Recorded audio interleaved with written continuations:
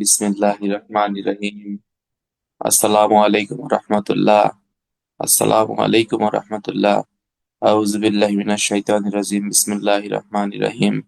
দুরূদ শরীফ। আল্লাহুম্মা সাল্লি আলা মুহাম্মাদ ওয়া আলা আলি মুহাম্মাদ কামা সাল্লাইতা আলা ইব্রাহিম ওয়া আলা আলি ইব্রাহিম ইন্নাকা হামিদুম মাজিদ। আল্লাহুম্মা বারিক আলা মুহাম্মাদি ওয়া আলা আলি মুহাম্মাদ কামা বারাকতা আলা ইব্রাহিম ওয়া আলা আলি ইব্রাহিম ইন্নাকা হামিদুম মাজিদ। সাল্লাল্লাহু আলাইহি ওয়াসাল্লাম, সাল্লাল্লাহু আলাইহি ওয়াসাল্লাম। লা হাওলা ওয়ালা কুওয়াতা ইল্লা বিল্লাহ। আল্লাহ পাক আমাদের জ্ঞানের গভীরতাকে বৃদ্ধি করুক, পড়াশোনার প্রতি পূর্ণ মনোযোগী হওয়ার তৌফিক দান করুক, আমিন। এই যে শীতের মাঝে সকাল সকালে উঠে পড়তেছি, ইনশাল্লাহ এর প্রতিদান আল্লাহ আমাদেরকে দেবে, ইনশাল্লাহ। ঠিক আছে। আমরা ফৌজদারি কার্যবিধি আইন পড়তেছিলাম। ফৌজদারি কার্যবিধি আইনের অলরেডি 1 থেকে 65 ধারা পর্যন্ত পড়ছি। একটু রিভিশন দিয়ে পরে সামনের দিকে যাবো, ইনশাল্লাহ। ঠিক আছে। সারি সারি রাকের কতে বলতেছে হচ্ছে অ্যাডভোকেট। অ্যাডভোকেট 3 প্রকার। সারি রাকের কয়ের ক অ্যাটর্নি জেনারেল, সারি রাকের খ জামিনযোগ্য জামিনের অযোগ্য, সারি রাকের গ হচ্ছে অভিযোগ, সারি রাকের জ জাহাজের জ, এই জতে হচ্ছে নালিশ, সারি রাকের উমো রাষ্ট্রীয় কর্ণিক, সারি রাকের ট অনুসন্ধান, সারি রাকের ঠ হচ্ছে তদন্ত, দ্যাট মিনস ইনভেস্টিগেশন। সারি রাকের আপনার সতে আমলযোগ্য অপরাধ বা আমলযোগ্য মামলা। সারি রাকের ড ঢাকার ড, এই ঢাকার ডতে হচ্ছে আমলের অযোগ্য অপরাধ বা আমলের অযোগ্য মামলা। আর সারি রাকের ততে থানার ভারপ্রাপ্ত কর্মকর্তা। আহ ধতে হচ্ছে থানা। আর চারি রাকের নতে হচ্ছে অপরাধ। এই সংজ্ঞাগুলো সবার জানা থাকা দরকার। অলরেডি আমরা শীট দিয়ে দিছি। এই শীট অনুযায়ী এগুলো মুখস্থ রাখবেন, এনাপি এর বেশি দরকার নাই। আর আমরা শিখছি, 6 ধারায় শিখছি আছে বাংলাদেশে 2 শ্রেণীর আদালত আছে, 2 শ্রেণীর ম্যাজিস্ট্রেট আছে, 4 শ্রেণীর বিচারিক ম্যাজিস্ট্রেট আছে। আমরা 10 ধারায় শিখছি নির্বাহী ম্যাজিস্ট্রেট, 11 ধারায় শিখছি জুডিশিয়াল বা বিচারিক ম্যাজিস্ট্রেট, আর 12 ধারায় শিখছি স্পেশাল ম্যাজিস্ট্রেট। আর এই আইনের 42 থেকে 45 ফৌজদারি কার্যবিধি আইনের 4র্থ অধ্যায়, যেখানে বলতেছে ম্যাজিস্ট্রেট পুলিশকে তথ্য প্রদান এবং সাহায্য করা। 42 ধারা খুবই গুরুত্বপূর্ণ, এবছরও প্রশ্ন এখান থেকে আসছে। অর্থাৎ ম্যাজিস্ট্রেট এবং পুলিশকে জনসাধারণ সাহায্য করবে, হ্যাঁ, এবং তথ্য দিবে, তাই না? তো 42 ধারায় বলতেছে 2টি ক্ষেত্রে সাহায্য করতে বাধ্য থাকবে। একটা হচ্ছে আসামি গ্রেপ্তার করার ক্ষেত্রে, আর বা আসামির পলায়ন প্রতিরোধের ক্ষেত্রে। আর 2 নম্বরে বলতেছে যে আপনার আইন শৃঙ্খলা রক্ষা করা। তারপরে আছে সরকারি সম্পত্তির ক্ষতির প্রচেষ্টা, বৈদ্যুতিক তার পিলার খুঁটি, ইত্যাদির ক্ষতির হাত থেকে রক্ষা করার জন্য পুলিশ বা ম্যাজিস্ট্রেটকে সহায়তা করবে, তাই না? এই এরপরে আচ্ছা, মনে করেন এই যে মনে করেন আপনি উচ্ছেদ ডিউটি করতে গেছেন।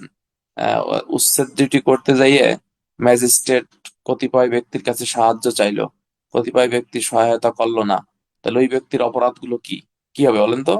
কে পারে?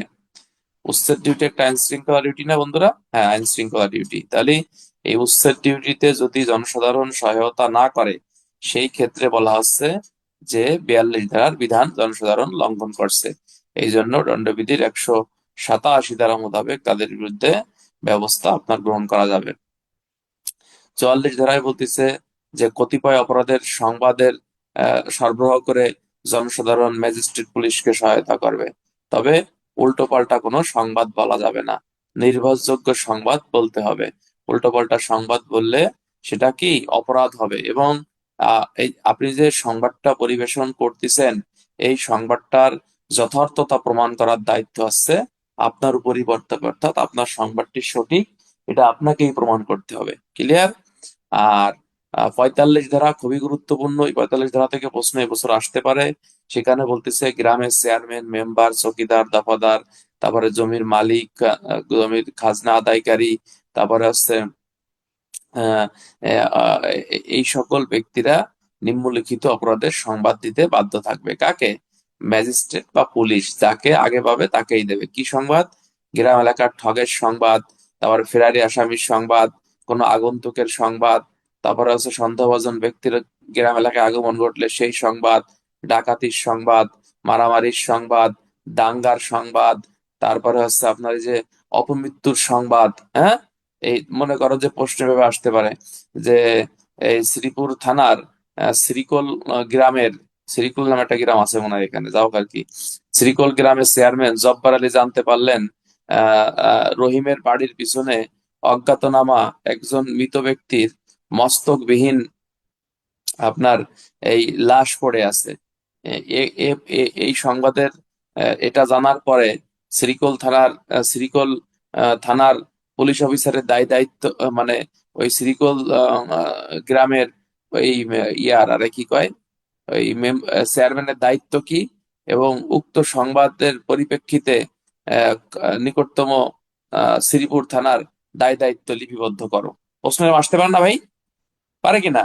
তাহলে এখানে শ্রীকোল থানার ওই শ্রীকোল জেলার শ্রীকোল গ্রামের ওই যে ইডার চেয়ারম্যানের দায়িত্ব হচ্ছে 45 ধারা মোতাবেক শ্রীকোল থানার ভারপ্রাপ্ত কর্মকর্তাকে এই বিষয়টা অবগত করা। যদি অবগত না করে তাহলে সে 45 ধারার বিধান লঙ্ঘন করছে এবং দণ্ডবিধির 176 ধারা মোতাবেক ওই চেয়ারম্যানের বিরুদ্ধে ব্যবস্থা গ্রহণ করা যাবে। আর এই সংবাদের পরিপ্রেক্ষিতে আপনার এই থানার ওসি বা দায়িত্বপ্রাপ্ত শ্রীপুর থানা কি আইনগত ব্যবস্থা গ্রহণ করবে? তাহলে আইনগত ব্যবস্থা গ্রহণ করবে, এটা কিন্তু খুব ইম্পর্টেন্ট কোশ্চেন। যে 1 নম্বরে জিডিতে নোট দেবে, 2 নম্বরে ঊর্ধ্বতন কর্তৃপক্ষকে জানাবে, 3 নম্বরে একজন এসআই বা এসআই কে উক্ত ঘটনাস্থলে যাওয়ার নির্দেশ দেবে, পুলিশ অফিসার ঘটনাস্থলে যায় লাশ হেফাজতে নেবে, তারপরে হচ্ছে আপনার সুরতহাল রিপোর্ট, সাক্ষীদেরকে তলব করবে, সুরতহাল রিপোর্ট তৈরি করবে, জব্দ তালিকা প্রস্তুত করবে, তারপরে হচ্ছে হাত পায়ের আঙ্গুলের ছাপ নিবে, তারপরে হচ্ছে উক্ত ব্যক্তির পরিচয় শনাক্ত করানোর জন্য আপনার ওই যে পেপার পত্রিকা মাইকিং করবে, তারপর আসছে লাশ মর্গে প্রেরণ করবে, মর্গ থেকে আসার পর আত্মীয় স্বজন যদি থাকে বুঝিয়ে দিয়ে লাশ সৎকার করবে, আর নাহলে কি করবে, ওই যে আঞ্জুমান মফিদুলে বা হচ্ছে সরকারি কোনো গোরস্থানে বা জেলা প্রশাসকের মাধ্যমে উক্ত লাশকে কবরস্থ করার ব্যবস্থা করবে। আর কি করবে, থানায় ফিরে এসে চিঠিতে নোট দেবে এবং থানায় একটি অপমৃত্যু মামলা রুজু করবে। তারপরে বলতেছে যে যদি ময়নাতদন্ত রিপোর্টে প্রমাণিত হয় তাকে হত্যা করা হয়েছে, সেক্ষেত্রে নতুন করে থানায় 302/34 ধারায় একটি হত্যা মামলা রুজু করতে হবে। কি যারা থানার এএসআই আছেন এই তো কাজ করে নাকি ভাই? ঠিক আছে না? আমি তো থানায় নতুন, ঠিক আছে আশরাফ ভাই? ঠিক আছে নি? এইগুলো পয়েন্ট পয়েন্ট আকারে আপনাকে লিখতে হবে। ঠিক, এগুলো আসলে অনেকে যারা একেবারেই নতুন মুরব্বি টাইপের লোক আছেন, মুরব্বি মানে কি নতুন নতুন নাকি, যারা মুরব্বি তারা হয়তো বুঝতেছে না, কিন্তু কিছুদিন পড়লে দেখবেন এই সব ধারা সহকারে সব জানিয়ে ফেলবেন, সমস্যা নাই, ঠিক আছে, আল্লাহ ভরসা।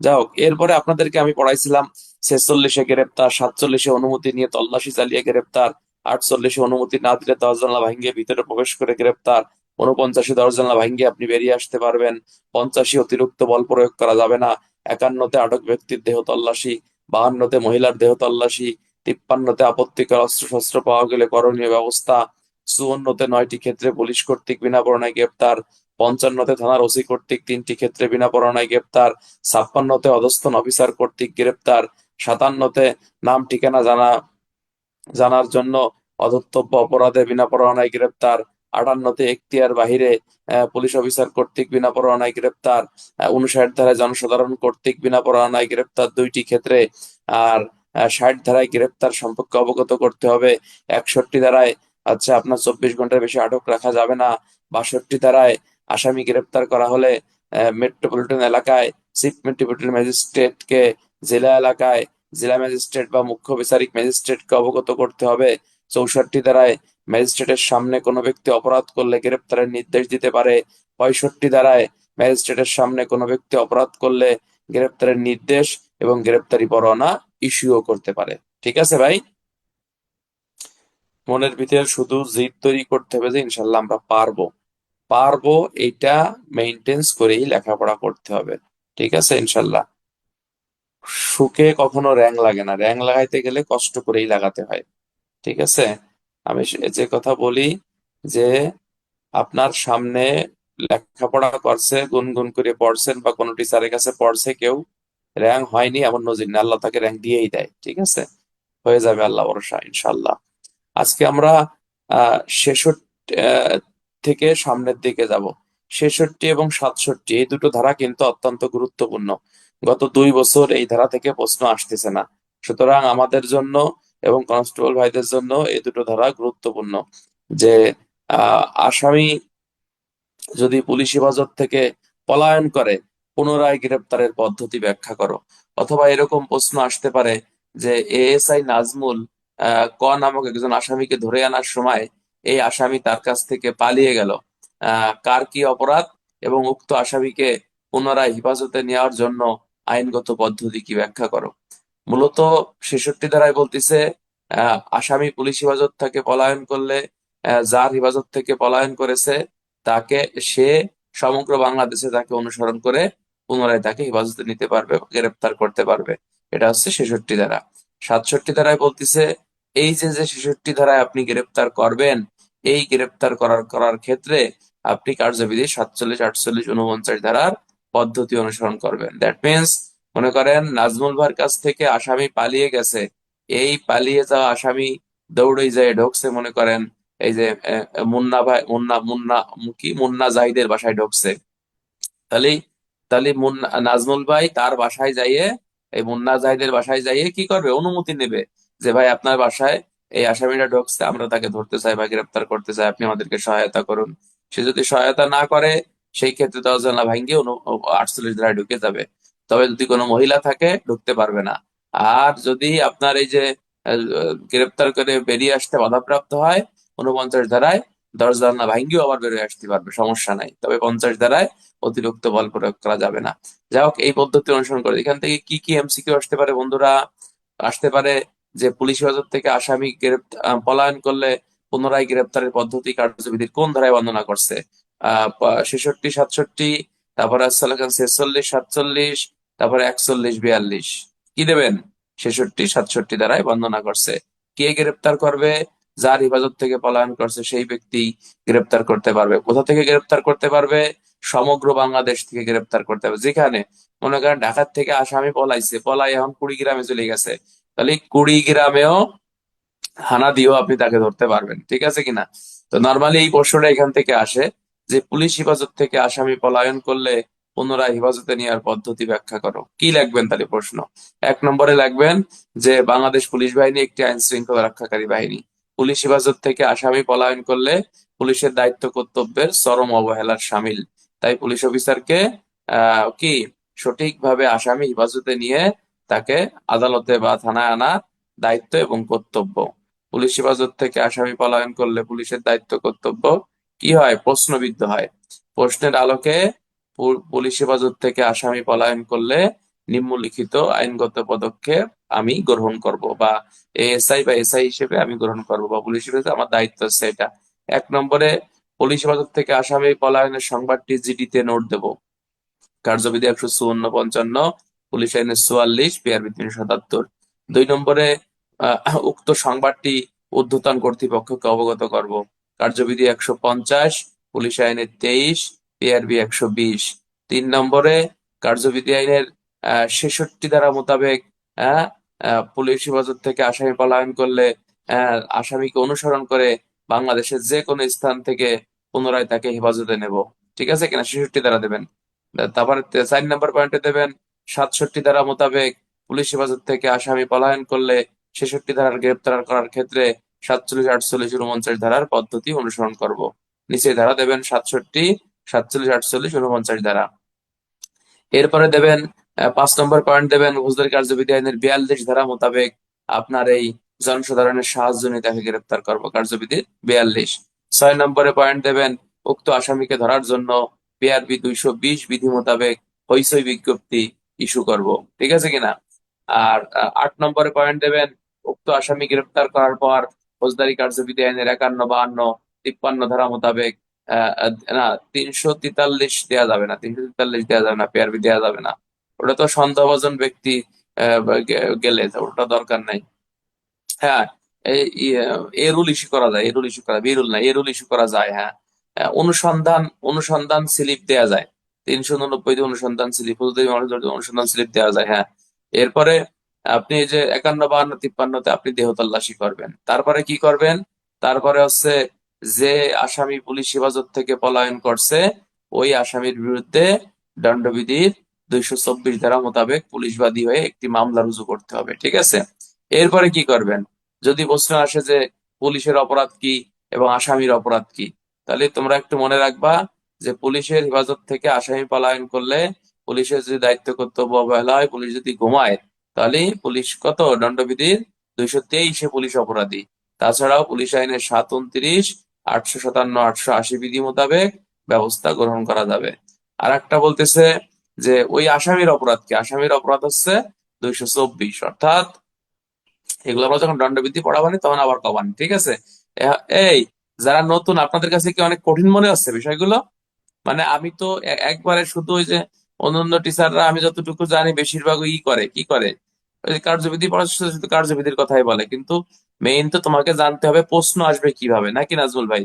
প্রশ্ন আসবে কিভাবে এটাই হলো আসল, কারণ পরীক্ষার হলে তো প্রশ্ন আসবে। পরীক্ষা হলে কিন্তু সূচি আসবে না, সূচি তো তাবাকের মতো পারো কিন্তু প্রশ্ন বোঝো না, তাহলে তো হইলো না।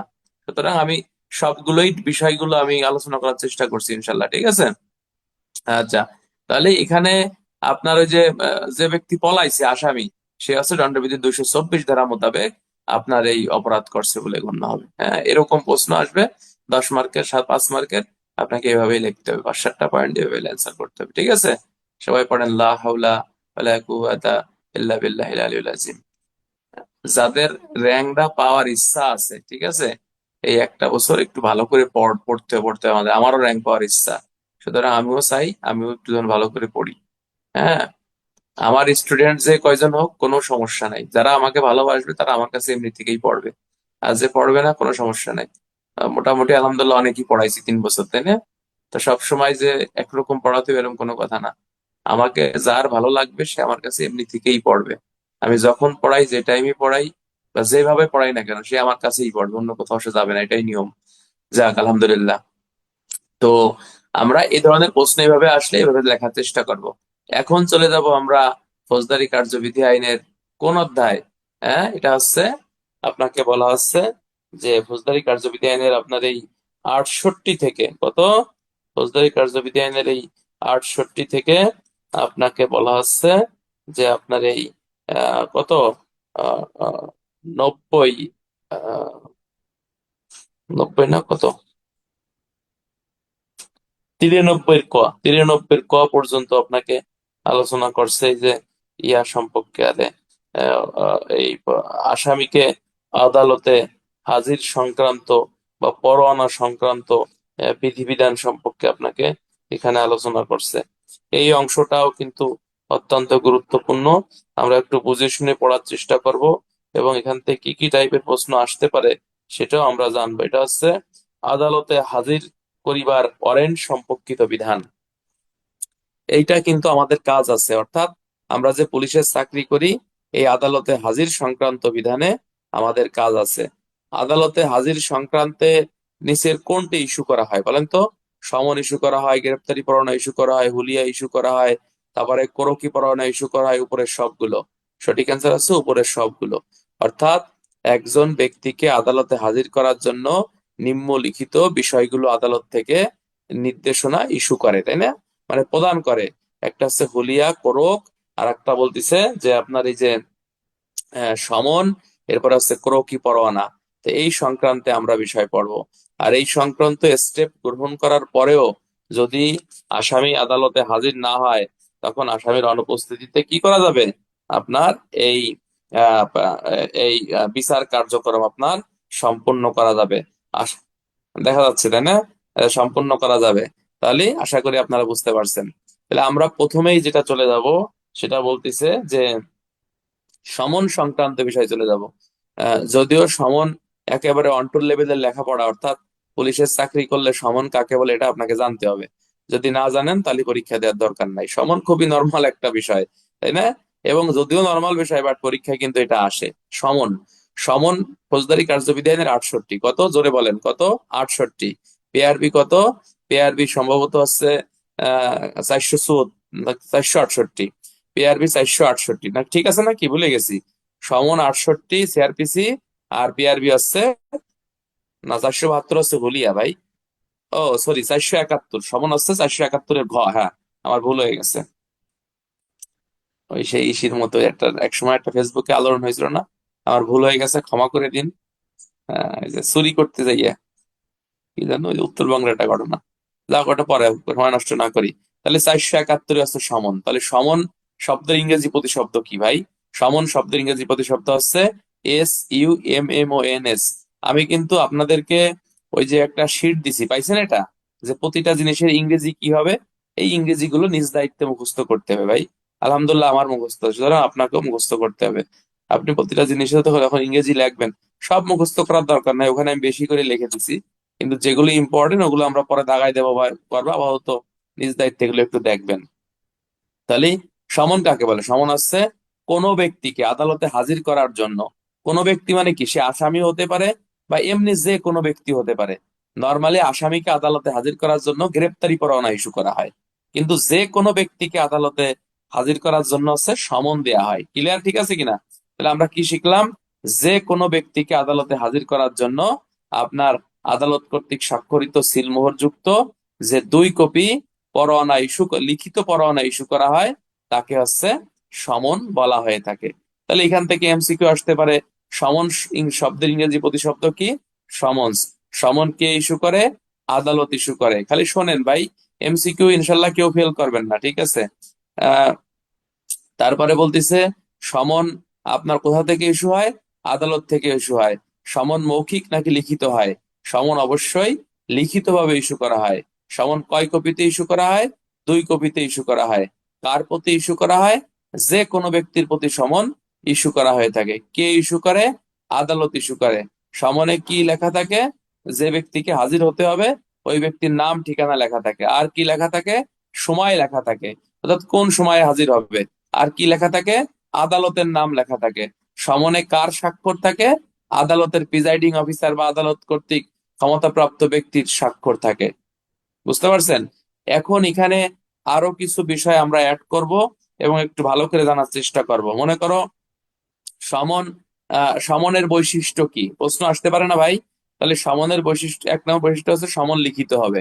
2 নম্বর বৈশিষ্ট্য, সমন আদালত কর্তৃক স্বাক্ষরিত হবে।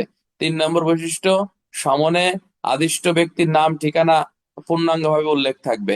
4 নম্বর বৈশিষ্ট্য, সমনে যে আদালত উপস্থিত হতে হবে ওই আদালতের নাম ঠিকানা উল্লেখ থাকবে।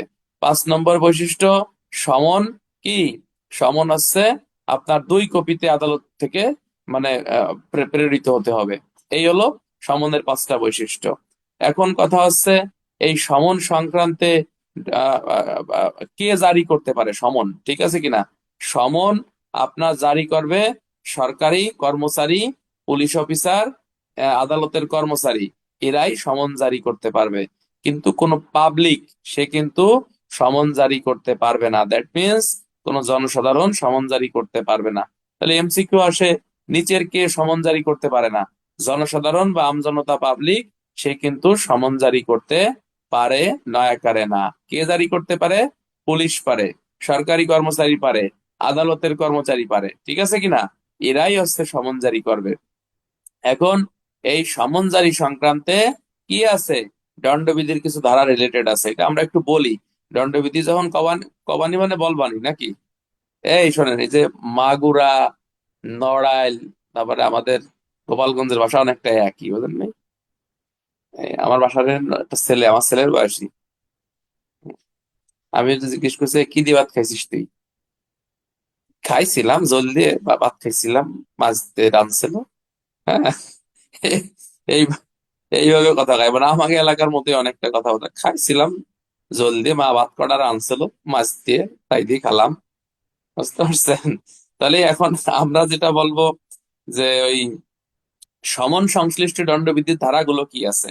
সমন সংশ্লিষ্ট দণ্ডবিধির ধারা আছে, মনে করেন আপনি সমন আপনার বিরুদ্ধে ইস্যু করলো, আপনি সমনে আত্মগোপন করলেন, আপনার অপরাধ কি? অর্থাৎ আপনি পলাইছেন, তার মানে হচ্ছে আপনি দণ্ডবিধির 172 ধারা মোতাবেক আপনি অপরাধ করছেন। কথা ক্লিয়ার কিনা? এই আমরা যে দণ্ডবিধির সাথে পড়াচ্ছি এগুলো কি কেউ আবার মাইন্ড করতেছেন কিনা বা ঝামেলা কিনা? যে কার্যবিধি বা দণ্ড এর সাথে এটা রিলেটেড, এই জন্য আমি বলতেছি ভাই, তাতে তোমাদের আরো ভালো মন থাকার কথা। আর খাতা কলম রাখবেন, খাতা কলম একটু নোট করে রাখবেন, দেখবেন যখন আবার রিভিশন দেবেন তখন আপনার জন্য উপকার হবে।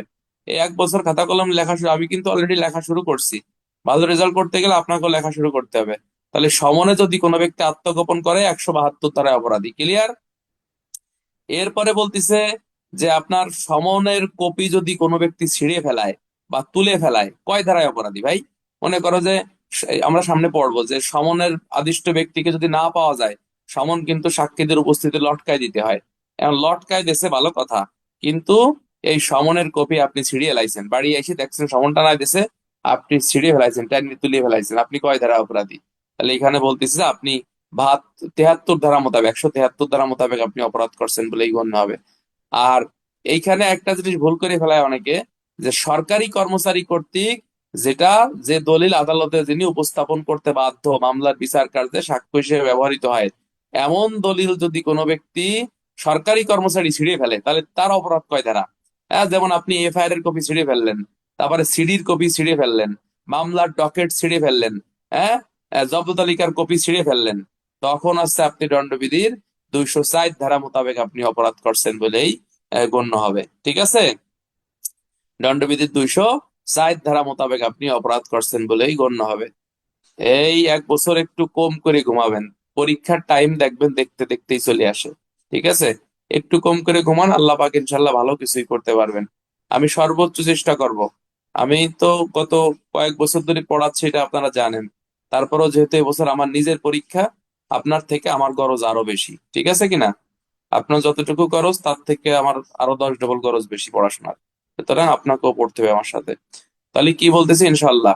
আচ্ছা, তাহলে এই এই এই সরকারি কর্মচারী এই ধরনের ডকুমেন্ট ছিঁড়ে ফেললে কয় ধারায় অপরাধ ভাই?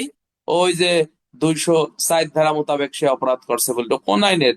204 ধারা দণ্ডবিধির আইনের অপরাধ করছে বলে গণ্য হবে। আচ্ছা, এরপরে এরপরে আছে আমরা জানবো যে এই যে যে আপনি সমন আপনাকে দেছে, আপনি কইছেন যে স্যার সমনের কপি আমারে দেন, আমি যাবানি, সমস্যা নাই। আপনি সমনের কপি রিসিভ করছেন, রিসিভ করে আপনি আর যান নাই, অর্থাৎ আপনি অমান্য করছেন, সমনের আদেশ অমান্য করছেন। তাহলে আপনি কয় ধারায় অপরাধী ভাই? আপনি আপনি হচ্ছে দণ্ডবিধি আইনের আপনার বলা হচ্ছে যে আপনি ওই যে কয় ধারা, আরে ওই 174 ধারা মোতাবেক আপনি অপরাধ করছেন বলে গণ্য হবে। ঠিক আছে কিনা? দণ্ডবিধির 174 ধারা মোতাবেক আপনি অপরাধ করছেন বলে গণ্য হবে। আপনারা যদি একটু খেয়াল করে দেখবেন যে দণ্ডবিধি আইনের 174 ধারা ছাড়াও সমন অমান্য করার কারণে কার্যবিধির 485 ক, কত ভাই? 485 কতেও কিন্তু সমন অমান্যকারীর বিরুদ্ধে 250 টাকা সংক্ষিপ্ত বিচারের মাধ্যমে আপনার জরিমানা দেওয়া যায়। কথা ক্লিয়ার? সবাই পড়েন লা হাওলা ওয়ালা কুওয়াতা ইল্লা বিল্লাহিল আলিয়্যিল আযীম। আমরা অল্প পড়বো, বাট একটু ডিটেলস বিস্তারিত পড়বো, যাতে আমরা একটু ভালো বুঝি বা প্রশ্ন আসলে ধরতে পারি। আপনি যতই লেখাপড়া করেন, যদি প্রশ্ন না ধরতে পারেন, তাহলে ওই লেখাপড়া কোনো কাজে আসে না, করে না। ঠিক আছে ভাই? সবাই পড়েন, ইস্তেগফার পড়েন, আস্তাগফিরুল্লাহ ওয়া আতুবু ইলাইহি, লা হাওলা ওয়ালা কুওয়াতা ইল্লা বিল্লাহ। তা যা হোক, সমন সম্পর্কে আমরা বিস্তারিত জানলাম। এখন আমরা সমনের ভিতরে প্রবেশ করব, যে এর ভিতরে আর কি কি আছে। সমনের ভিতরে যদি আমরা প্রবেশ করি, সেখানে আমাদেরকে ঢুকতে হবে 69 থেকে 74 ধারা পর্যন্ত যেতে হবে। এখান থেকে অনেক প্রশ্ন পরীক্ষায় আসতে পারে। 69-এর 1-এ বলতেছে ব্যক্তিগতভাবে সমন জারি, অর্থাৎ ব্যক্তিগতভাবে সমন জারি কয় ধারা? 69-এর 1। কোন আইনের? সিআরপিসি আইনের। কি বলতেছে? ব্যক্তিগতভাবে সমন জারি করতে হলে সমনের 1 কপি তাকে বুঝিয়ে দিয়ে অপর কপিতে স্বাক্ষর করে ব্যক্তিগতভাবে সমন জারি করতে হবে। ব্যক্তিগতভাবে সমন জারি করতে হবে, অপর কপি কাকে বুঝিয়ে দিতে হবে? যে ব্যক্তির উপর সমন জারি করতে হবে তাকেই, তাকে বুঝিয়ে দিতে হবে। স্বাক্ষর করতে হবে কার? যে ব্যক্তি সমন বুঝে নিচ্ছে তার স্বাক্ষর করতে হবে। কোথায় স্বাক্ষর করবে? অপর অপর কপির অপর পৃষ্ঠায় নিচে। তাহলে এটা কিন্তু গুরুত্বপূর্ণ এমসিকিউ। অপর কপির অপর পৃষ্ঠায় নিচে, নিচের উপরে ডানে বামে কোথায়? অপর কপির অপর পৃষ্ঠায় নিচে হচ্ছে সে আপনার স্বাক্ষর করবে। ক্লিয়ার? এর পরবর্তীতে আমরা যেটা একটু জানার চেষ্টা করবো বন্ধুরা, সেখানে বলতেছে যে একাধিক ব্যক্তির উপর সমন জারির বিধান কি। অর্থাৎ 4-5 জন ব্যক্তির উপর সমন জারি করবে। মনে করেন একটা মামলায় 4-5 জন সাক্ষী আছে বা 4-5 জন ব্যক্তি আছে, তার কথা শুনবে। সেই ক্ষেত্রে বলতেছে একাধিক ব্যক্তির উপর সমন জারি করতে গেলে একাধিক ব্যক্তিকে 1 কপি বুঝিয়ে দিয়ে অপর কপিতে একাধিক ব্যক্তির প্রত্যেকের স্বাক্ষর নিতে হবে। তাহলেই একাধিক ব্যক্তির সমান। সহজ বিষয় একটি। মনে করো আমি সমন জারি করতে গেছি, নাজিম উদ্দিন, বাবলু উদ্দিন, শাহানুর রহমান, অসীম সরকার, রাশেদ। তাহলে আমি মনে করো রাশেদের এক কপি বুঝিয়ে দিয়ে বাকি যে 8-10 জন আছে তাদের স্বাক্ষর অপর পৃষ্ঠায় অপর কপিতে নিয়ে নেব, তাহলে সবার প্রতি সমনজারি হয়েছে বলেই গণ্য হবে। তাহলে রিটেনে প্রশ্ন আসতে পারে 10 জন ব্যক্তির উপর সমনজারির বিধান কি? 10 জন ব্যক্তি, তাহলে 10 জন ব্যক্তির উপর সমনজারির বিধান হচ্ছে এই 69-এর 2। 69-এর 3টাও গুরুত্বপূর্ণ, যে কোনো প্রতিষ্ঠান বা ব্যক্তি মালিকানা কোনো প্রতিষ্ঠান বা আছে কোম্পানির উপর সমনজারির বিধান কি? তাহলে কোম্পানি বা প্রতিষ্ঠানের উপর সমনজারির বিধান আছে 69-এর 3। জোরে বলেন কত ভাই? 69-এর 3। আরো জোরে কত? 69-এর 3। কিভাবে? উক্ত প্রতিষ্ঠান বা কোম্পানির ম্যানেজারের উপর ডাকযোগে বা ব্যক্তিগত ভাবে পৌঁছাইলে, হ্যাঁ পৌঁছাইলে কয় কপি পৌঁছাতে হবে? 2 কপি পৌঁছাইতে হবে, এবং 1 কপি তিনি স্বাক্ষর করবেন, এবং অপর কপি স্বাক্ষর করে তিনি আবার ফেরত পাঠাই দেবেন। মানে পৌঁছানোর সাথে সাথেই, অর্থাৎ ওই ওই সমনের কপি রিসিভ করার সাথে সাথেই সমন জারি হয়েছে বলেই গণ্য হবে। তাহলে এমসিকিউ আসতে পারে কার বরাবর পাঠাইতে হয়? আপনার ওই ম্যানেজার বরাবর পাঠাইতে হবে, কোম্পানি বরাবর পাঠাইতে হবে, বা প্রতিষ্ঠান বরাবর আপনাকে পাঠাইতে হবে। কে পাঠাবে? পুলিশ পাঠাবে, আদালতের কর্মচারী পাঠাবে, বা সরকারি কর্মচারী আপনাকে পাঠাবে। কার বরাবর পাঠাইতে হয়? উক্ত প্রতিষ্ঠানের সেক্রেটারি, স্থানীয় ম্যানেজার, অথবা অন্য কোনো অফিস প্রধান, অথবা উপরের সবগুলো। এই এমসিকিউ গুলো আমরা এগুলো একটু মনে রাখবো। আপনারা যদি আমাদের ক্লাসে থাকেন, এমসিকিউ জন্য আলাদা কোনো বই পড়ার দরকার হবে না, এভাবেই পরীক্ষায় প্রশ্ন আসবে ইনশাল্লাহ। ঠিক আছে? আমরা এইভাবেই বিগত বছরগুলোতে আমরা পড়াচ্ছিলাম। হ্যাঁ, এরপরে আমরা সরাসরি চলে যাব যে ফৌজদারি কার্যবিধি আইনের আপনার 70 ধারায় কি বলতেছে। সমনে তলবি ব্যক্তিকে যখন খুঁজে পাওয়া না যায় তখন কি করে আপনি সমন জারি করবেন? সমনে তলবি ব্যক্তি অর্থাৎ যার প্রতি আপনি সমন জারি করতে গেছেন তারে আপনি ভাই আর খুঁজে পাচ্ছেন না, তাহলে সেক্ষেত্রে আপনি সমন জারি করবেন কিভাবে? সেই পদ্ধতি বা সেই বিধানের কথা আপনাকে বলতেছে ফৌজদারি কার্যবিধি আইনের এই 70 ধারায়। বলতেছে যে আপনি সমন জারি একজনের জন্য করতে গেছেন, আপনি যথাযথ চেষ্টাও করছেন, কিন্তু যথাযথ চেষ্টা করার পরেও আপনি সমন জারি করতে পারতেছেন না, তাহলে ওই পরিবারের যে সাবালক পুরুষ ব্যক্তি আছে তার কাছে সমনের 2 কপির 1 কপি বুঝিয়ে দিয়ে অপর কপিতে স্বাক্ষর নিলে সমন জারি করা হয়েছে বলেই গণ্য হবে। সাবালক ব্যক্তি কি ব্যক্তি হতে হবে? অবশ্যই পুরুষ ব্যক্তি। কোন নারীর কাছে সমনের কপি দিয়ে সমন জারি করতে পারা যাবে না, আকারে না। এখন মনে করো আমাকে এসআই বা কনস্টেবল আমরা মনে করো সমন জারি করতে যাই, এখন তুমি যদি জানো যে সমন কিভাবে জারি করতে হয় তুমি জানো না, তাহলে মনে করো তুমি পাও নাই, দেখা গেলো আসামির মার কাছে বা আসামির বোর কাছে সমনের কপি দিয়ে স্বাক্ষর নিয়ে চলে আইছো, তাহলে তুমি কিন্তু প্রসিডিং হয়ে যাবা নাকি? তার মানে তুমি আইন জানো না। অর্থাৎ কোনো আসামির বা কোনো ব্যক্তির কি স্ত্রীর কাছে, বোনের কাছে, বা বইয়ের কাছে, মার কাছে সমনের কপি দেওয়া যাবে না। দিতে হবে কার কাছে? ওই পরিবারের সাবালক। এমসিকিউ কি? ওই পরিবারের সাবালক পুরুষ ব্যক্তির কাছে সমনের কপি পৌঁছে দিয়ে আপনাকে সমন জারি করতে হবে। কথা ঠিক আছে কিনা? রিটেনে প্রশ্ন আসতে পারে যে ক নামক ব্যক্তির প্রতি সমন জারি করতে গেল শ্রীপুর থানা, হ্যাঁ, শ্রীপুর থানা পুলিশ ক নামক ব্যক্তিকে পাইলো না, সেই ক্ষেত্রে সমন জারির পরবর্তী আইনগত পদ্ধতি কি? তখন সাবালক ব্যক্তির কাছে বুঝিয়ে দিয়ে আপনাকে সমন জারি আপনাকে করতে হবে। এই কথাটা আপনার এমসিকিউ আসতে পারে যে আহ, অপর কোন ব্যক্তির কাছে সমনের কপি বুঝিয়ে দিয়ে সমন জারি সিআরপিসির কয় ধারা? 70 ধারা। কোন ব্যক্তির কাছে দিতে হবে? সাবালক ব্যক্তি। কোন সাবালক ব্যক্তি? সাবালক পুরুষ ব্যক্তি। কি পরিবারের নাকি অন্য যে কোনো? না, ওই পরিবারের পুরুষ ব্যক্তি হতে হবে। তারপরে কি করতে হবে? অপর পৃষ্ঠায় স্বাক্ষর নিয়ে প্রাপ্তি স্বীকার আপনাকে করতে হবে। এই ধরনের প্রশ্ন আসলে আশা করি। আব্দুল্লাহ মামুন বলছে যে সাবালক বলতে কথা, সাবালক বলতে এখানে কত বছর বয়সের ব্যক্তিকে বুঝাইছে? সিআরপিসিতে এটা বলে নাই। তবে সাবালক বলতে মূলত আহ 18 বছরের ঊর্ধ্বে যার বয়স সেই হচ্ছে সাবালক। কেননা শিশু আইন 2018 এর 4 ধারায় শিশু বলতে 18 বছর অনূর্ধ্ব 18 বছর যাদের বয়স তারা হচ্ছে শিশু, অর্থাৎ 18 বছর পর্যন্ত যাদের বয়স তারা শিশু, 18 বছর উপরে যারা তারা হচ্ছে সাবালক। ঠিক আছে কিনা? এছাড়াও নারী শিশু নির্যাতন দমন আইন সংশোধনী 2020-এর আপনার 2 ধারায় আপনাকে বলতেছে 16 বছর পর্যন্ত যাদের বয়স তারা শিশু। ঠিক আছে কিনা? এছাড়াও সিআরপিসি তে ওই 15 বছর পর্যন্ত যারা বয়স তারা শিশু। হ্যাঁ, দণ্ডবিধিত ওই যে আরে ওই ইসের 503, সরি না, 305 306 ওখানে বলতিছে 18 বছর পর্যন্ত যারা, তারা হচ্ছে শিশু। হ্যাঁ, এখানে এখানে আমরা যখন দণ্ডবিধি পড়বো তখন আমরা দেখবো। আর দণ্ডবিধির 82 এবং 83 দ্বারা ওখানে বলছে যে 9 বছরের কম বয়সে কোনো ব্যক্তির কাজ কি না, অপরাধ না। আচ্ছা, ধন্যবাদ। তাহলে এইভাবে আমরা সমনজারি করব। এর পরবর্তীতে আমরা চলে যাব যে এই প্রশ্ন আসতে পারে যে অভিযুক্ত ব্যক্তির আহ, নিচের কার উপর সমনজারি এই ধারায় গ্রহণযোগ্য না। ভাষ্যতে স্পষ্ট করে লেখা আছে অভিযুক্ত ব্যক্তির মায়ের উপর কখনোই সমনের মায়ের উপর সমনের কপি আপনার দেওয়া যাবে না, এটা মনে রাখবেন, ঠিক আছে? আচ্ছা, 71 দ্বারা কি বলতেছে ভাই? 71 দ্বারাই বলতেছে পূর্বোক্ত পদ্ধতি অনুসরণ করে যখন সমন জারি করা যায় না তখনকার পদ্ধতি কি। তার মানে কি, 69 এবং 70 ধারায় আপনি সমন জারি করতে পারেন নাই, তখন আপনি কিভাবে সমন জারি করবেন ভাই, এই কথাটাই এখানে বলতেছে।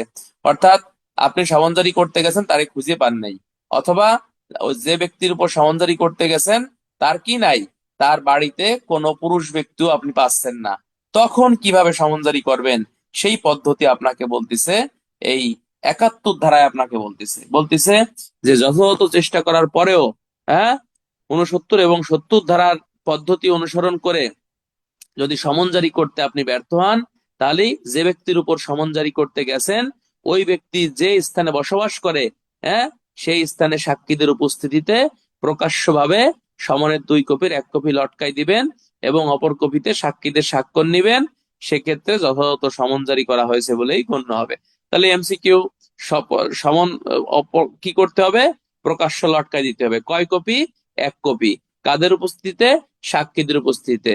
এরপরে বলতেছে লটকাই দিলে কি হবে? সমন জারি হয়েছে বলেই গণ্য হবে। রিটেনে প্রশ্ন আসতে পারে, ক নামক ব্যক্তি কে উপর সমন জারি করতে গেল শ্রীপুর থানা, এখন উক্ত ব্যক্তিকে পাইলো না এবং উক্ত ব্যক্তির কোনো সাবালক পুরুষ ব্যক্তিও নাই, সেই ক্ষেত্রেও সমন জারির আইনগত বিধান কি? সেই ক্ষেত্রে 71 ধারা দিয়ে আপনাকে অ্যান্সার করতে হবে, ঠিক আছে? আচ্ছা, এমসিকিউ কি আসতে পারে? 69 70 ধারার সমন জারির বিধান আপনার লঙ্ঘিত হলে সেই ক্ষেত্রে সমন জারির বিধান কি? তাহলে হচ্ছে 71 ধারা। কয় কপি লটকাতে হবে? 1 কপি লটকাতে হবে। কে লটকাবে? সমন তামিলকারী অফিসার হচ্ছে লটকাবে। কাদের উপস্থিতি লটকাবে? সাক্ষীদের উপস্থিতি লটকাবে। আপনারা কি বুঝতেছেন ভাই, নাকি আমি একা বুঝতেছি? কন্দি বুঝতেছেন না ভাই? ইনশাল্লাহ এরকম প্রশ্ন এখান থেকে আসবে। সমন আমাদের জন্য গুরুত্বপূর্ণ। এরপরে চলে যাব 72 ধারা। এই 72 ধারা থেকে রিটেনে আমাদের প্রশ্ন আসতে পারে। 72 ধারা অত্যন্ত গুরুত্বপূর্ণ বিষয়। প্রজাতন্ত্রের কর্মচারীর উপর সমন জারি। প্রজাতন্ত্রের কর্মচারী মিন্স সরকারি কর্মচারী, তাই না বন্ধুরা? তাহলে একজন ব্যক্তি যিনি প্রজাতন্ত্রের কর্মচারী, তার উপর সমন জারি করতে হয় কিভাবে, সেই বিধানটা আপনাকে এই 72 ধারা আপনাকে বলতেছে যেই ব্যক্তির উপর সমন জারি করা হবে তিনি যদি প্রজাতন্ত্রের সক্রিয় চাকরিতে নিযুক্ত থাকেন, তা হইলে সমন প্রদানকারী আদালতে সাধারণ অবস্থায় উক্ত ব্যক্তি যেই অফিসে কার্যরত রয়েছে তাহার প্রধান কর্মকর্তার নিকট 2 কপি সমন প্রেরণ করিবেন এবং উক্ত কর্মকর্তা অতঃপর 69 ধারায় বর্ণিত পদ্ধতি অনুসারে সমন জারি করাইবেন এবং উক্ত ধারায় প্রয়োজনীয় প্রত্যয়ন ও তাহার স্বাক্ষর সহ আদালতে প্রত্যার্পণ করিবেন। এইরূপ স্বাক্ষর যথাযথভাবে সমন জারির প্রমাণ বলিয়া গণ্য হবে। কথা ক্লিয়ার? কি বলতেছে? যে ব্যক্তির উপর সমন জারি করা হবে তিনি যদি সরকারি, যেমন আপনি আমি পুলিশের চাকরি করি, এখন আমার প্রতি যদি সমনের কপি আসে, তাহলে এটা কার কাছে আসবে? এটা হচ্ছে ওই অফিস প্রধান বরাবর আসবে। অর্থাৎ যে জেলায় আপনি কর্মরত আছেন, কুড়িগ্রাম জেলায় থাকলে কুড়িগ্রাম জেলার এসপির কাছে এটা আসবে, তাই না? কুড়িগ্রাম জেলার এসপি দেবে কারে? দেবে হচ্ছে এই আরো দেবে।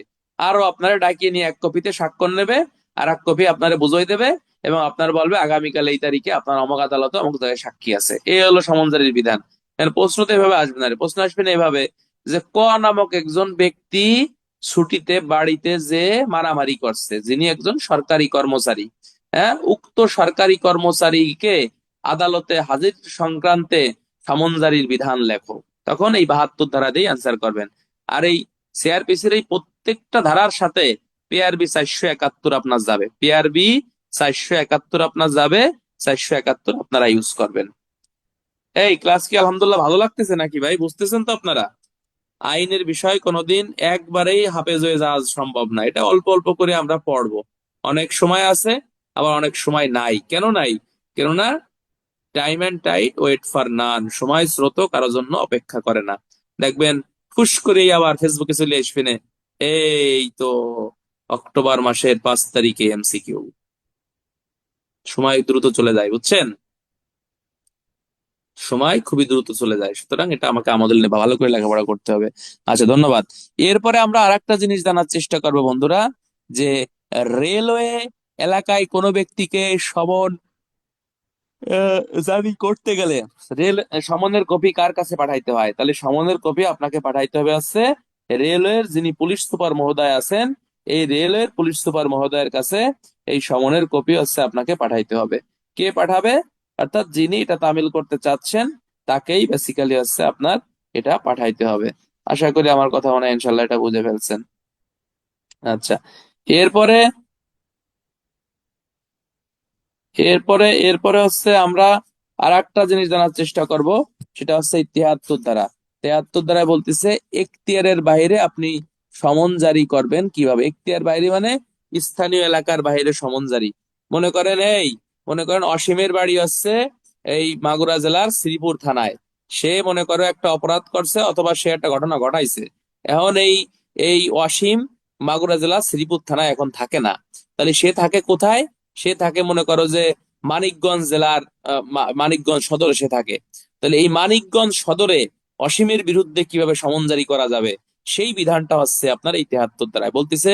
যখন আদালত কর্তৃক প্রদত্ত সমন আদালতের এখতিয়ার সীমার বাহিরে কোন স্থানীয় এলাকায় জারি করতে হবে, তখন সমনকৃত ব্যক্তি যে ম্যাজিস্ট্রেটের এখতিয়ারে স্থানীয় সীমার মধ্যে আছে অথবা বসবাস করে, উক্ত আদালত সাধারণত অবস্থায় 2 কপি সমনের সেই ম্যাজিস্ট্রেটের নিকট প্রেরণ করবে, তথায় তিনি সমন জারি করবে। দ্যাট মিনস এই যে অসীমের বাড়ি কোথায়? মাগুরা জেলার শ্রীপুর থানায়, কিন্তু সে এখন এখানে থাকে না। সে কোথায় থাকে? সে থাকে মানিকগঞ্জ জেলার সদরে সে থাকে, তাই না? মানিকগঞ্জ জেলার মানিকগঞ্জ থানা এলাকায় সে থাকে। তাহলে মানিকগঞ্জ জেলার সদর থানা যে ম্যাজিস্ট্রেটের আওতাধীন, ওই ম্যাজিস্ট্রেটের কাছে মাগুরা জেলার শ্রীপুর থানার ম্যাজিস্ট্রেট যিনি মহোদয় আছেন, সমনের 2 কপি আদালত ওই মানিকগঞ্জ জেলায় পাঠাই দেবে। এবং ওই মানিকগঞ্জ জেলার ম্যাজিস্ট্রেট মহোদয় সমন যেভাবে জারি করতে হবে, অর্থাৎ 69, 70, 71, 72 যে বিধান আছে, ওই বিধান অনুযায়ী আপনাকে সমন। যেমন মনে করো বাড়ি যাই তুমি একটা গ্যাঞ্জাম করছো, তোমার বিরুদ্ধে সমন হয়েছে। তো তোমার বাড়ি কোথায়? তোমার বাড়ি হচ্ছে এই শ্রীপুর থানায় বাড়ি। তুমি চাকরি করো হলো কোথায়? মনে করো যে সিএম চাকরি করো হলো, তুমি মনে করো কুড়িগ্রামে চাকরি করো, তুমি পুলিশের চাকরি করো। তো তোমার বিরুদ্ধে সমন তোমার এলাকাতে যাইতে পারে, তোমার তোমার জেলা দিতে পারে না? দিতে পারে। পারে না বন্ধুরা? দিতে পারে। তাহলে কিভাবে এটা হচ্ছে বন্ধুরা? এইটা হচ্ছে যে এই তোমার মাগুরা জেলা ওই কুড়িগ্রাম জেলার পুলিশ সুপার মানে জেলা ম্যাজিস্ট্রেটের কাছে সমনের কপি আপনাকে পাঠাবে। আর তুমি যদি সরকারি কর্মচারী হও, সেক্ষেত্রে সরাসরি ওই মাগুরা জেলার জেলা ম্যাজিস্ট্রেট ওই সরাসরি হচ্ছে ওই ওই ওই জেলার জেলা ম্যাজিস্ট্রেটের কাছে পাঠাবে। জেলা ম্যাজিস্ট্রেট আবার হচ্ছে ওই কুড়িগ্রাম জেলার পুলিশ সুপারের কাছে পাঠাবে। পুলিশ সুপার আবার দেবে R1 রে, R1 দেবে আবার তোমারে। নাকি ভাই? এটাই তো নিয়ম। আমার কথা কি বুঝতে পারছেন? তাহলে এই 5 মার্কের প্রশ্ন আসতে পারে যে এখতিয়ারের বাইরে সমন জারির বিধান ব্যাখ্যা করো। তাহলে এখতিয়ারের বাইরে সমন জারির বিধান হচ্ছে এই 73 ধারা। ক্লিয়ার ভাই? পেঁচাবো না, আমরা একেবারেই সহজভাবে আস্তে আস্তে করে আমরা সামনের দিকে এগোচ্ছি। আচ্ছা, তাহলে এমসিকিউ আসতে পারে স্থানীয় এলাকার বাইরে সমন জারি সিআরপিসির কয় ধারা? 73 ধারা। কয় কপি পাঠাতে হয়? 2 কপি পাঠাতে হয়। কার কাছে পাঠাতে হবে? ওই এখতিয়ারাধীন ম্যাজিস্ট্রেটের কাছে পাঠাবে। কে পাঠাবে? যে এলাকার ম্যাজিস্ট্রেট সমন ইস্যু করতে চাচ্ছে, ওই ম্যাজিস্ট্রেট পাঠাবে। কয় কপি? 2 কপি। তবে এই 73 ধারায় এখতিয়ারের বাইরে সমন জারি বলতে বাংলাদেশের বাইরে কিন্তু বোঝাবে না। কথা বুঝছেন? এখতিয়ারের বাইরে বলতে বাংলাদেশের ভিতরেই এখতিয়ারের বাইরে বোঝাবে। অর্থাৎ আপনি থাকেন মাগুরা জেলায়, আপনি কুড়িগ্রাম জেলায় পাঠাতে পারবেন, কিন্তু আপনি বিদেশে পাঠাতে পারবেন না। বিদেশে যদি এখতিয়ারের বাইরে সমন জারি করতে চান, 93 ক লিখে রাখো ভাই, এটা সামনে পড়াবানি। 93 ক ধারা মোতাবেক আপনাকে সমন জারি করতে হবে। কথা ক্লিয়ার? তাহলে 73 ধারায় এখতিয়ারের বাইরে সমন জারি বলতে কোন জায়গাকে বোঝাবে না? এমসিকিউ, বাংলাদেশের বাইরে কিন্তু আপনাকে বোঝাবে না। এই অন্য টিচারের কাছে পড়ছিলেন, আমার এখানে নতুন ভর্তি হয়েছে, কেউ আছেন এখানে এখন? হ্যাঁ, আছেন? আছে, অনেকেই আছে।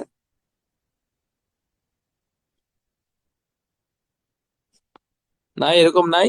এই যে আছে, সুজন মাহমুদ আছে, রবিউল আছে, জব্বার না কি নাম, আর কে কে আছে? এই যে আরাফাত আছে, আরাফাত, আরাফাত তোমার ব্যাটসম্যান, এসআই হয়ে গেছে। আহ এই বেচারা একজনের সাথে প্রেম করে বিয়ে করে নাই। খুব দুঃখ, কষ্ট। আরাফাত আমার ব্যাটসম্যান, বুঝছেন নি? আচ্ছা, যা হোক। এসআই হয়ে গেছে, ওই যে ইয়াতে আছে, আমাদের ক্লাসের স্টুডেন্টই ছিল আর কি। খুব খারাপ এটা, ঠিক না? আহ যার সাথে সম্পর্ক ছিল সেও আমাদের খুব কাছের আর কি, বুঝলেন না? এই জন্য বললাম, যাও। হ্যাঁ, তাহলে এরপরে আমরা সরাসরি চলে যাব হচ্ছে চুয়াত্তর ধারা। চুয়াত্তর ধারায় বলতেছে, এই রূপ ক্ষেত্রে যখন কর্মচারী কর্মচারী উপস্থিত নাই, তখন সমন জারির প্রমাণ আপনি কিভাবে করবেন। মানে বলা হচ্ছে সমন জারির চূড়ান্ত প্রমাণটা কি। অর্থাৎ সমন জারি হয়ে গেছে, কিন্তু যার বিরুদ্ধে জারি করা হয়েছে সে আদালতে উপস্থিত হয় নাই বা পায় নাই, তাহলে সমন যে জারি হয়েছে তার প্রমাণ করবেন কিভাবে, 5 মার্কের প্রশ্ন। তখন এখানে আপনাকে বলতেছে, হ্যাঁ ধন্যবাদ নাজবুল ভাই, যে 74 ধারায় সমনজারি প্রমাণ, অর্থাৎ সমনের এফিডেভিট কপি এবং আপনার 69 70 ধারায় যে সমনজারি করা হয়েছে, অপর কপিতে স্বাক্ষর নেওয়া হয়েছে, এই কপি আপনার উপস্থাপন করলে, হ্যাঁ, সমন জারি করা হয়েছে বলেই গণ্য হবে। অর্থাৎ এই যে 73 ধারায় যে সমন এখতিয়ারের এলাকায় 2 কপি পাঠাইছে, তার একটা এফিডেভিট কপি, এবং 69 70 ধারায় যে সমন জারি করা হয়েছে, সমনের অপর পৃষ্ঠায় স্বাক্ষর নিয়ে যে সমন জারি করা হয়েছে, তার একটা কপি আদালতে উপস্থাপন করলে, হ্যাঁ, সমন জারি করা হয়েছে বলেই গণ্য হবে, বা সমন জারির চূড়ান্ত প্রমাণ হয়েছে বলেই গণ্য হবে। এই টাইপের প্রশ্ন আসবে। তাহলে সমন থেকে কি কি প্রশ্ন আসতে পারে বন্ধুরা? প্রশ্ন আসতে পারে, সমন কাকে বলে, সমনের বৈশিষ্ট্য লেখো, সমন জারির পদ্ধতি লেখো, সরকারি কর্মচারীর উপর সমন জারির পদ্ধতি লেখো।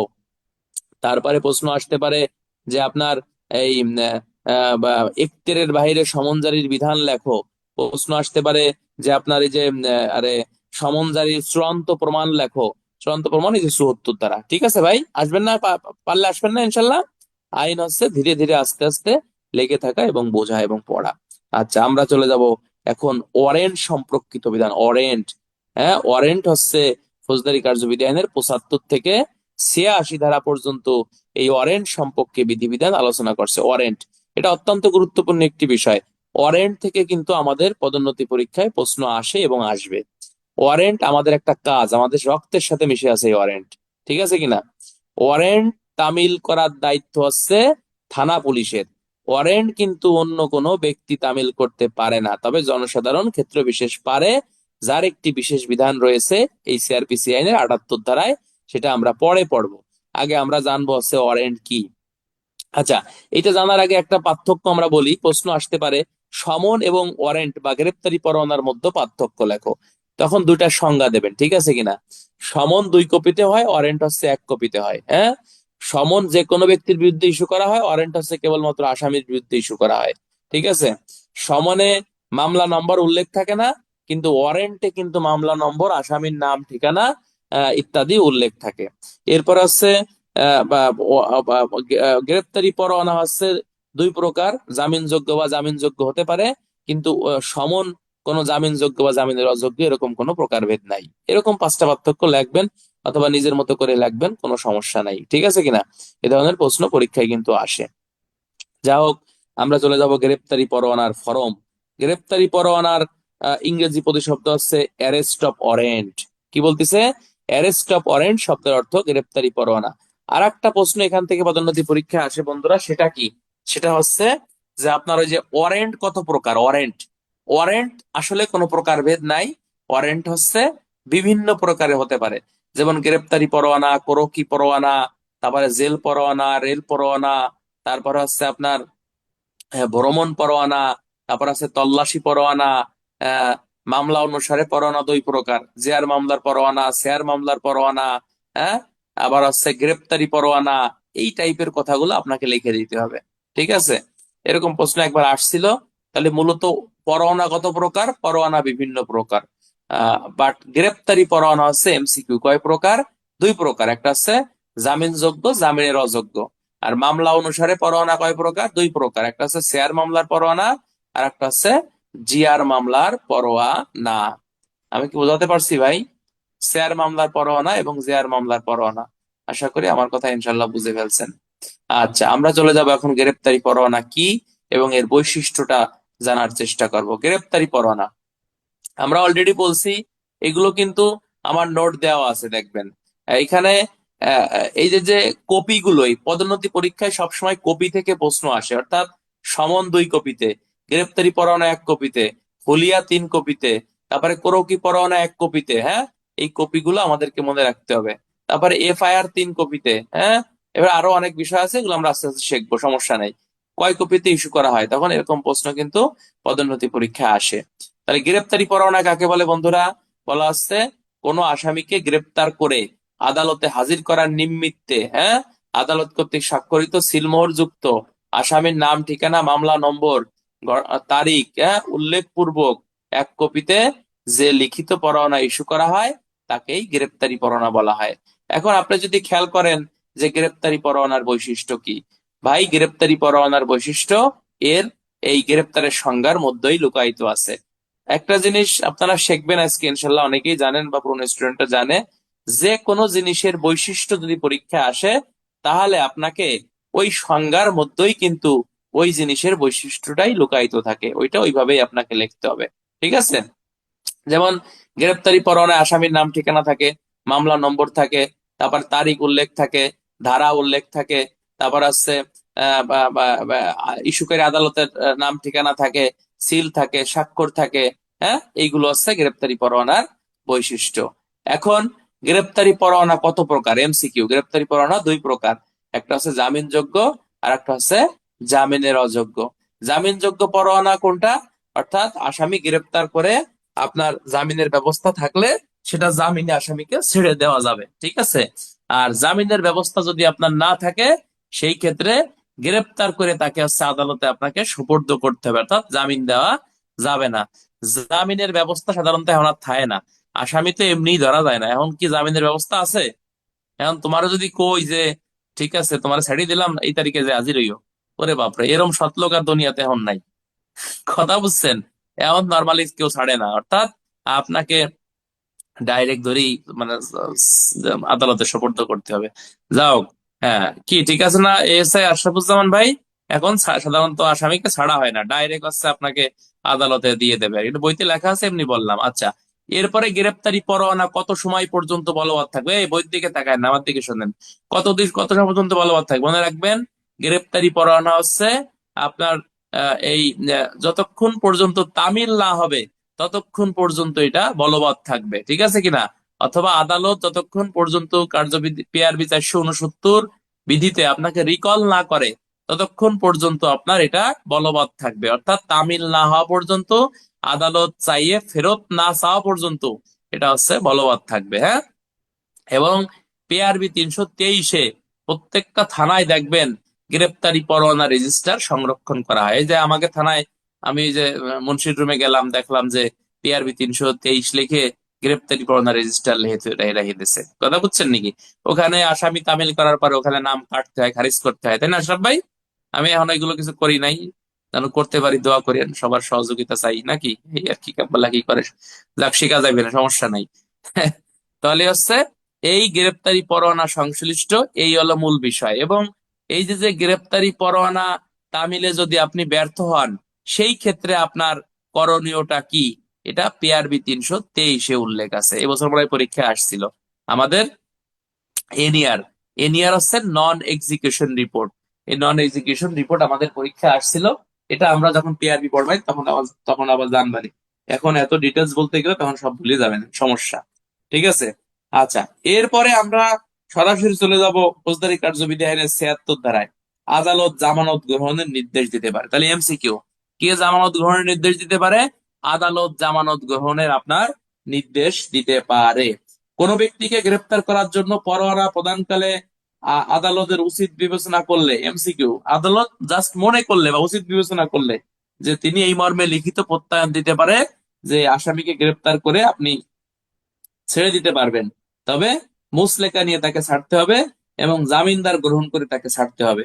তবে শর্ত থাকে যে জামিনদারের সংখ্যা, যে পরিমাণ অর্থের জন্য জামিনদারগণ এবং যে ব্যক্তির জন্য গ্রেপ্তারি পরোয়ানা প্রদান করা হয়েছে যথাক্রমে সে ব্যক্তি দায়ী থাকবে। আর 3 নম্বরে বলতেছে তাহার আদালতে হাজির হওয়ার সময় মুচলেকা পত্র আদালতে প্রেরণ করতে হবে। ঠিক আছে কিনা?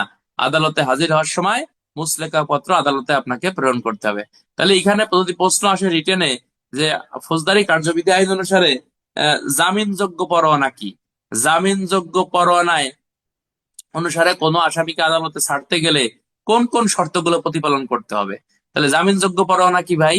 আমরা জানি মামলার পরোয়ানা দুই প্রকার, একটা জামিনযোগ্য, জামিনের অযোগ্য। জামিনযোগ্য পরোয়ানা আছে আদালত যদি মনে করে আসামিকে গ্রেপ্তার করে তাকে ছেড়ে দেওয়া উচিত বা ছেড়ে দেওয়া যাবে, সেই ক্ষেত্রে আদালতের নির্দেশ মোতাবেক যে পরোয়ানা আদালত ইস্যু করে তাকেই জামিনযোগ্য পরোয়ানা বলে। ধারা কত? ধারা আছে ৭৬। এখন জামিনযোগ্য পরোয়ানা অনুসারে এই যে দেলোয়ার ভাই, দেলোয়ার ভাই কি এএসআই দেলোয়ার ভাই না এপিবিএন এর? না কি লেখছে এটা? আমাদের এপিবিএন এর ছেলে নাকি দেলোয়ার ভাই? না না না, এ দেলোয়ার না, চেহারান একটা মিল আছে। দেলোয়ার দেলোয়ার দেলোয়ার বানান হয়েছে আপনার DSLWAR, কি হয়েছে? ডেসলার হয়ে গেছে। ডিএ হবে, DALWAR, দেলোয়ার হবে। দেখছেন বানান ভুল করছে। আমি সবাইকে বলছিলাম যে কি করবেন, নাম লিখবেন কমা দিয়ে, পাশে ডিস্ট্রিক্ট লিখবেন, তাহলে আপনাদের নাম ধরে ডাকতে সুবিধা হবে। ঠিক আছে, যাও। তাহলে কোন কোন শর্ত পালন করতে হবে? জামিনদারের সংখ্যা উল্লেখ থাকবে, তারপরে কি পরিমাণ অর্থের বা মুচলেকা নিয়ে তাকে সারা হচ্ছে সেটা উল্লেখ থাকবে, এরপরে তার সে আদালতে হাজির না হলে কোন কোন ব্যক্তি দায়ী থাকবে সেটা উল্লেখ থাকবে। আর একটা বলতেছে যে তার আদালতে হাজির হওয়ার সময় মুচলেকা পত্র আদালতে আপনাকে প্রেরণ করতে হবে, এই শর্ত অনুযায়ী আপনাকে ছাড়তে হবে। ঠিক আছে কিনা? তাহলে এমসিকিউ আসতে পারে, কোন ব্যক্তিকে জামিনযোগ্য পরোয়ানায় ছাড়া হলে কি উল্লেখ থাকে? জামিনদারের সংখ্যা আপনার উল্লেখ থাকে, কোন আদালতে হাজির হতে হবে সেটাও আপনাকে উল্লেখ থাকে, আর কি উল্লেখ থাকে? মুচলেকা উল্লেখ থাকে। কে নির্দেশ দেয়? আদালত নির্দেশ দেয়। কিভাবে নির্দেশ দেয়? লিখিত ভাবে নির্দেশ দেয়। কে ছাড়বে? তামিলকারী প্রদানকারী, তামিল প্রদানকারী, অরেন্ট তামিলকারী অফিসার, সে আপনার ছাড়তে পারবে। ঠিক আছে? লা হাওলা ওয়ালা কুওয়াতা ইল্লা বিল্লাহিল আলিউল আজিম। আচ্ছা, পরবর্তীতে আমরা চলে যাবো ফৌজদারি কার্যবিধানের ৭৭ ধারা। এইখানে বলতেছে যার নিকট পরোয়ানা প্রেরণ করতে হবে, অর্থাৎ এই পরোয়ানাটা নর্মালি কার কাছে পাঠাইতে হবে? আদালত থেকে পরোয়ানা যে কোনো ব্যক্তির কাছে পাঠানো যাবে না, যে কোনো ব্যক্তির কাছে পাঠানো যাবে না। নর্মালি একটা থিম আমরা মনে রাখবো যে গ্রেপ্তারি পরোয়ানা তামিল করার দায়িত্ব হচ্ছে থানা পুলিশের, তাই না? কার দায়িত্ব? এমসিকিউ, থানা পুলিশের দায়িত্ব। অর্থাৎ আসামি যে এলাকায় আছে তার স্থানীয় বাসিন্দা, ঘটনা যেখানে ঘটছে ওই থানার ভারপ্রাপ্ত কর্মকর্তার বরাবর এই পরোয়ানাটা আপনাকে পাঠাইতে হবে। এরপরে বলতেছে যে সাধারণত এক বা একাধিক পুলিশ অফিসারের উপর নির্দেশিত হবে এবং মেট্রোপলিটন এলাকায় হলে তদ্রূপ নির্দেশিত হবে। তবে পরোয়ানা অবিলম্বে কার্যকর করার প্রয়োজন হইলে অবিলম্বে পুলিশ অফিসার পাওয়া না গেলে আপনার এক বা একাধিক যে কোনো অন্য ব্যক্তির প্রতিও নির্দেশিত করা যাবে এবং ওই এক বা একাধিক ব্যক্তিও এটা কার্যকর করতে পারবে। যদি পরোয়ানায় জামিনের ব্যবস্থা থাকে জামিন দিয়ে দিতে হবে। হ্যাঁ, আর এক বা একাধিক ব্যক্তি এটা কার্যকর করতে পারবে, অথবা যে কোনো এক বা একাধিক ব্যক্তি তামিল করতে পারবে। এই যে দেখেন, যে মনে করেন একটা ওয়ারেন্ট আপনার নামে ইস্যু হয়েছে, ওসি স্যার বলছে আপনি তামিল করবেন। এখন আপনি যে শুধু তামিল করবেন আইনে এরকম কোনো বিধান নাই। ঠিক আছে কিনা? আপনিও তামিল করতে পারবেন, অন্য এক বা একাধিক ব্যক্তি এটা তামিল করতে পারবে। আমার কথা কি বুঝতে পারছেন? ওয়ারেন্ট আপনার নামে দিচ্ছেন, তার মানে আপনি যে একা তামিল করবেন তা না। এই জন্য আমাদের এখন তো পুলিশের অনেক একটা মানে খারাপ অবস্থা যাচ্ছে, একা একা ওয়ারেন্ট তামিল করতে যাওয়া খুবই এখন মানে রিস্কের বিষয়। বেশিরভাগ থানাতে এখন যৌথভাবে ওয়ারেন্ট তামিল করতে যায়, তাই না? টিম নিয়ে যায়, তারপরে ওয়ারেন্ট ওই সংবাদ অনুযায়ী মনে করেন ধরিয়ে আনে নাকি। একা একা আগের সেই দিন নাই, একা একা ওয়ারেন্ট তামিল করতে যাবেন আপনারা মনে করেন শোয়াই দিবেন একবার কোপাইয়ে। ঠিক আছে কিনা? জীবন চাকরির থেকে জীবনের দাম অনেক বেশি, সুতরাং এটা আপনাকে মাথায় রেখে কাজ করতে হবে। হ্যাঁ, তাহলে ওয়ারেন্ট যখন আপনার প্রতি ইস্যু হবে আপনাকে যে একা তামিল করতে হবে বিষয়টা এরকম না। আপনিও তামিল করতে পারবেন, অন্য এক বা একাধিক ব্যক্তি মিলেও এটা আপনি তামিল করতে পারবেন, কোনো সমস্যা আপনার এখানে নাই। তাহলে ৭৭ ধারাতে কি এমসিকিউ আসতে পারে? পরোয়ানা কার প্রতি নির্দেশিত হবে? সাধারণত পুলিশ অফিসারের প্রতি নির্দেশিত হবে। আর পুলিশ অফিসার ছাড়াও অন্য এক বা একাধিক ব্যক্তির উপর এটা নির্দেশিত হতে পারে। তবে মেট্রোপলিটন এলাকায় এমসিকিউটা গুরুত্বপূর্ণ, এটা পরীক্ষা এমসিকিউ পরীক্ষা আসবে না। মেট্রোপলিটন এলাকায় গ্রেপ্তারি পরোয়ানা শুধুমাত্র কার উপর নির্দেশিত হবে? শুধুমাত্র পুলিশ অফিসারের উপরই নির্দেশিত হবে। মেট্রোপলিটন এলাকায় কিন্তু জনসাধারণ গ্রেপ্তারি পরোয়ানা তামিল করতে পারবে না, কিন্তু গ্রামের এলাকায় পারবে। ঠিক আছে কিনা? এই কথা ৭৭ ধারায় আপনাকে বলতেছে। ৭৮ ধারায় কি বলতেছে বন্ধুরা? ৭৮ ধারায় বলতেছে যে আপনার জমির মালিক প্রভৃতির নিকট গ্রেপ্তারি পরোয়ানা কখন প্রেরণ করা যাবে, অর্থাৎ জমির মালিকরা গ্রেপ্তারি পরোয়ানা কখন তামিল করতে পারে সেই বিধান আপনার এই 78 ধারায় আপনাকে বলতেছে। বলতেছে প্রথম শ্রেণীর ম্যাজিস্ট্রেট, এমসিকিউ, কোন শ্রেণীর ম্যাজিস্ট্রেট? প্রথম শ্রেণীর ম্যাজিস্ট্রেট কি?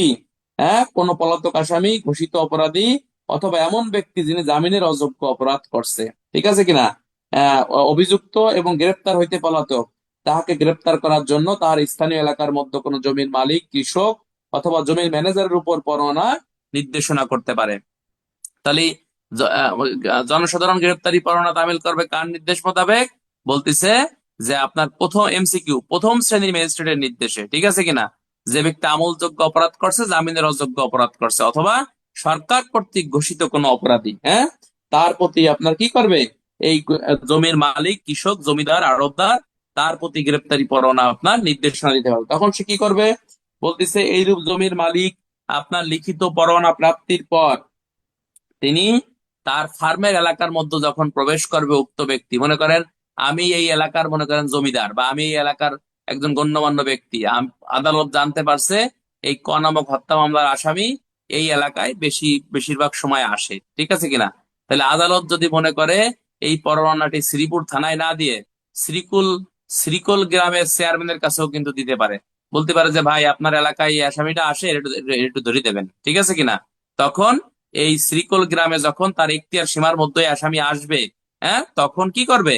আপনার ওই এলাকার যারা জনসাধারণ আছে বা যার উপর আদালত নির্দেশনা দিয়েছে, সে কিন্তু এটা গ্রেপ্তার করে কার্যকর করতে পারবে।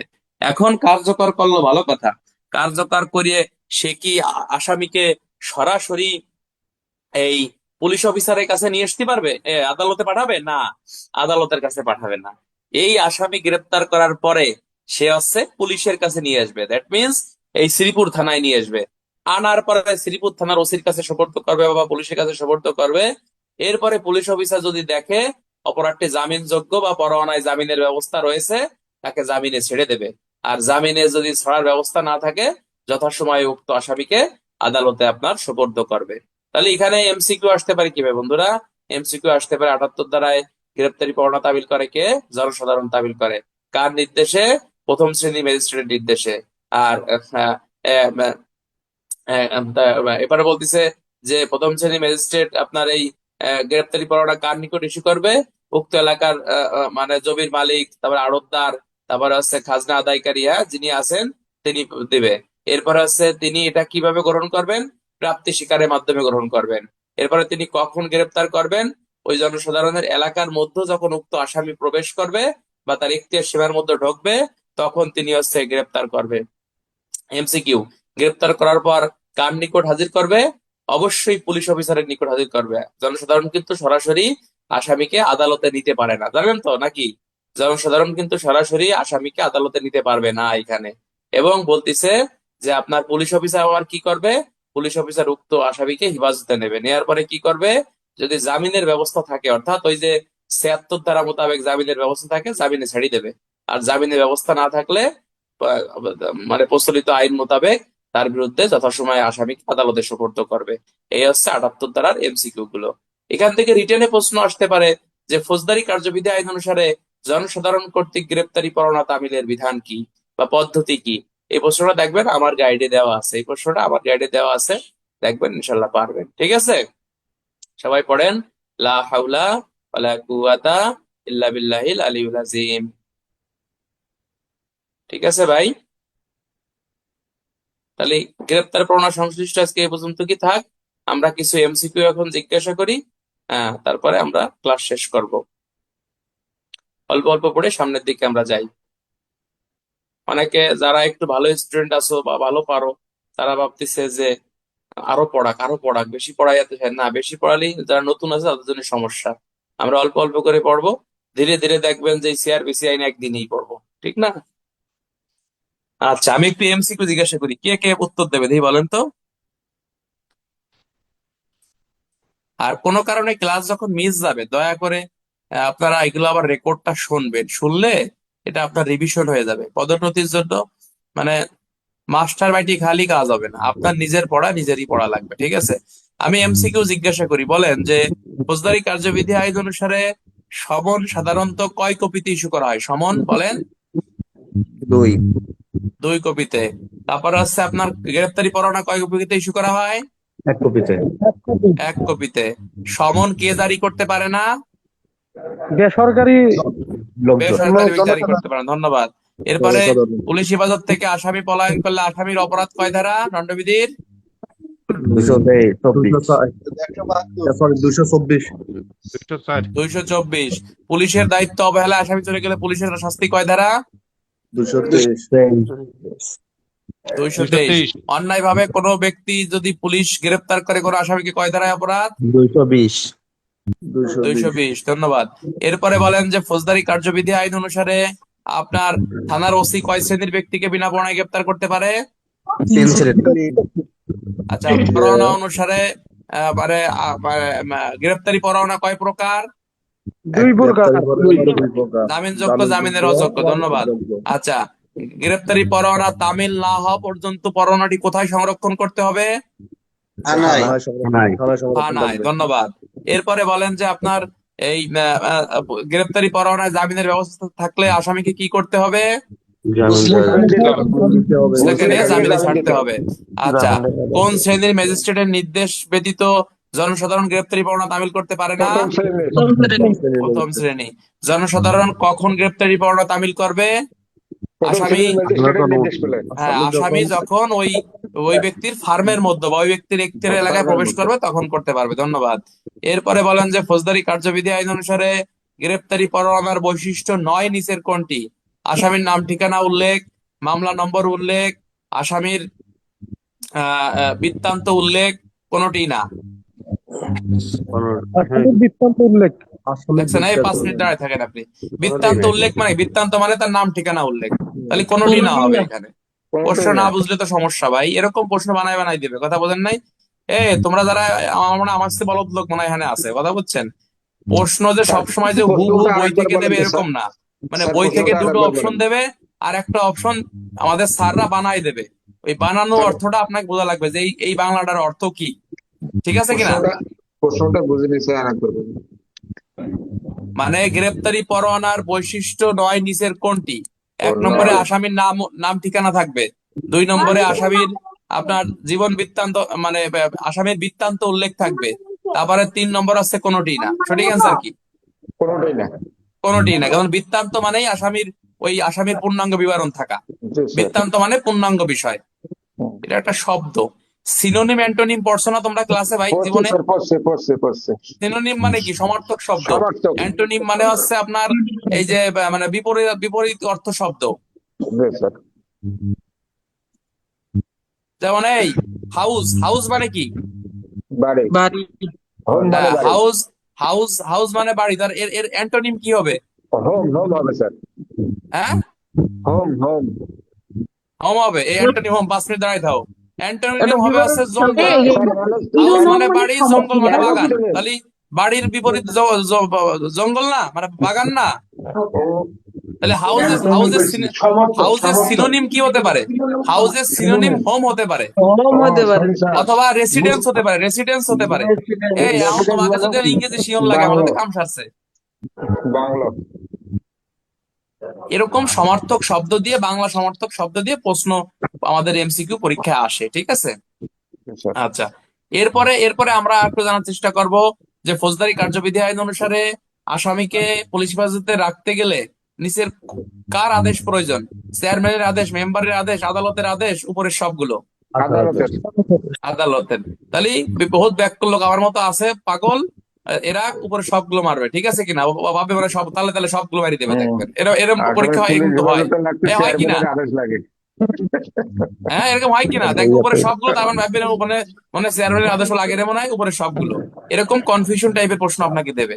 আচ্ছা বলেন, আর কথা কেন না, সবাই কথা কেন না, দাঁড়ান, তাহলে কথা বলি কেমনে হবে? আচ্ছা, লাল চিহ্ন কেটে বলেন যে ফৌজদারি কার্যবিধি আইন অনুসারে আপনার জনসাধারণ কয় শ্রেণীর ব্যক্তি গ্রেপ্তার করবে? 2 শ্রেণী। হ্যাঁ, 2 শ্রেণী। Thank you. এরপরে বলেন যে ফৌজদারি কার্যবিধি আইন অনুসারে গ্রেপ্তারি পরোয়ানা কয় প্রকার? 2 প্রকার।